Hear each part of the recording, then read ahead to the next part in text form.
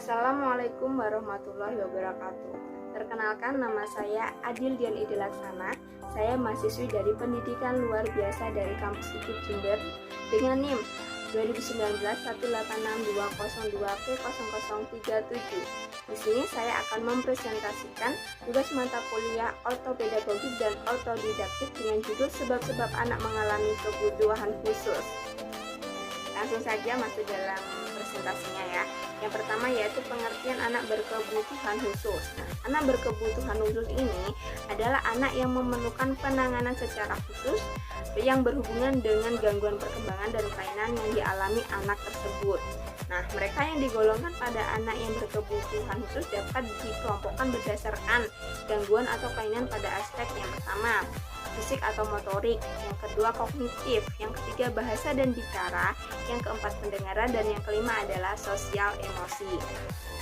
Nah, anak tersebut ini membutuhkan metode pelayanan dan peralatan yang khusus agar dapat mencapai perkembangan yang secara optimal. Karena anak-anak tersebut mungkin akan belajar dengan kecepatan yang berbeda dan juga dengan cara yang berbeda. Walaupun mereka memiliki potensi dan kemampuan yang berbeda dengan anak-anak secara umum nih, tetapi mereka juga harus dapat mendapatkan perlakuan dan kesempatan yang sama. Nah, yang kedua yaitu masuk dalam faktor penyebab anak berkebutuhan khusus, yaitu ada 3. Yang pertama yaitu sebelum kelahiran, yang kedua selama proses kelahiran, yang ketiga yaitu setelah kelahiran. Yang pertama yaitu faktor sebelum kelahiran. Penyebab ini terjadi sebelum proses kelahiran. Dalam hal ini berarti ketika anak dalam kandungan. Terkadang tidak disadari oleh ibu hamil tersebut. Faktor-faktornya yaitu yang pertama, faktor gangguan genetika, kelainan kromosom atau transformasi. Nah, kelainan kromosom ini kerap diungkap dokter sebagai penyebab suatu keguguran. Bayi meninggal sesaat setelah dilahirkan. Nah, maupun bayi yang dilahirkan dengan Down syndrome. Kelainan kromosom ini umumnya terjadi saat pembuahan. Hal ini hanya dapat diketahui oleh para ahlinya saja ya. Nah, yang kedua yaitu infeksi kehamilan. Faktor ini terjadi dikarenakan makanan atau penyakit. Infeksi kehamilan dapat diketahui jika si ibu ini rutin memeriksakan kehamilannya, sehingga jika ada indikasi infeksi kehamilan dapat segera diketahui. Yang ketiga yaitu usia ibu hamil. Nah, ada beberapa faktor nih yang menyebabkan ibu berisiko hamil. Yang pertama, tinggi ibu hamil kurang dari 145 cm. Yang kedua, ibu hamil terlalu kurus.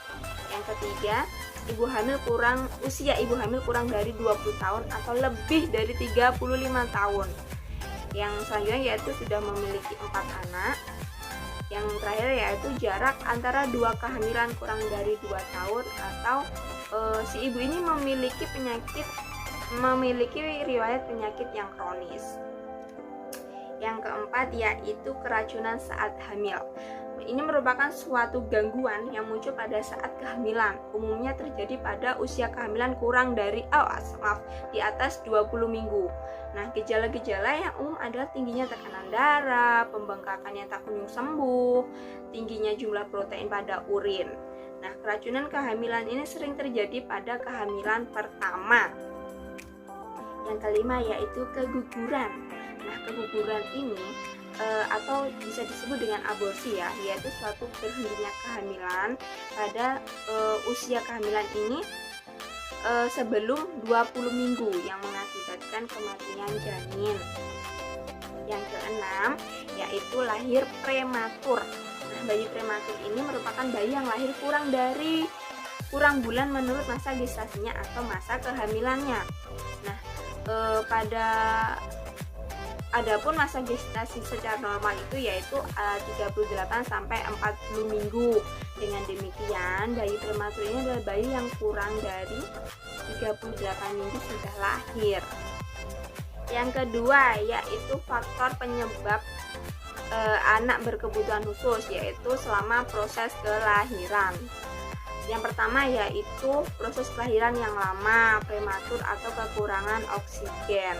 Tanda-tanda bayi lahir prematur sama seperti bayi yang lahir normal. Hanya saja proses kelahirannya lebih awal dari yang seharusnya. Yang kedua yaitu kelahiran dengan alat bantu atau vakum. Nah, vakum ini adalah suatu persalinan buatan dengan cara menghisap kepala bayi agar keluar lebih cepat nih. Vakum ini dikhawatirkan membuat kepala bayi terjepit sehingga akan terjadi kecelakaan pada otak.